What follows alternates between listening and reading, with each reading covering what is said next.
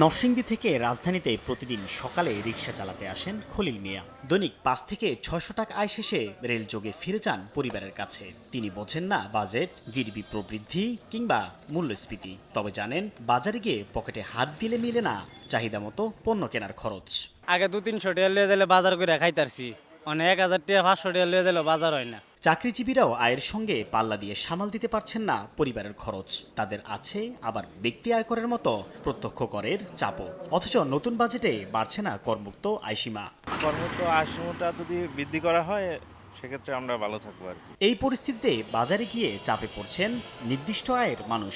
৯% উপর মূল্যস্ফীতি তথা পণ্যের দাম কমিয়ে আনাই বাজেটকে সামনে রেখে তাদের প্রধান দাবি।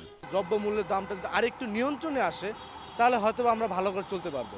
এর বাইরে সন্তানেরা চাইছে পরিবারের খরচের বোঝা কমাতে যেন বাজেটে সরকার শিক্ষা খাতে খরচ বাড়ায়। আমার ক্যাম্পাসের খরচ, এই বিষয়গুলো যে আমার দৈনন্দিন যে চাহিদাটা আছে বা আমার দৈনন্দিন যে হাত খরচটা আছে, হাত খরচটা অনেকটা থেকে আমার ফ্যামিলি থেকে আমি অ্যাভয়েড করতে পারবো। সেই স্বাবলম্বী নয়, কিন্তু স্টুডেন্ট হচ্ছে মেধাবী, তারাও প্রাইভেটে এসে পড়তে পারবে। জনগণকে যথাযথ স্বাস্থ্যসেবা নিশ্চিত করতে সরকারি হাসপাতালগুলোর ব্যবস্থাপনা উন্নত করার দাবি অনেকের। গরিবে তো পড়ে থাকলো, সার তো কে নেই, তার আল্লাহ ছাড়াই। যাপিত জীবনে দিন শেষে স্বস্তিতে ঘরে ফেরার নিরাপত্তা নিশ্চিত করতে বাজেটে যথাযথ প্রতিফলন চান সাধারণ মানুষ। সরকার আসলে জনগণ আইন বলতে ওইটা মেনে চলবে, এখন কিছুই মানতেছে না। গণ-অভ্যুত্থান পরবর্তী অন্তর্বর্তী সরকারের বাজেটে বৈষম্য বিলোপ হবে বলে প্রত্যাশা সকলের।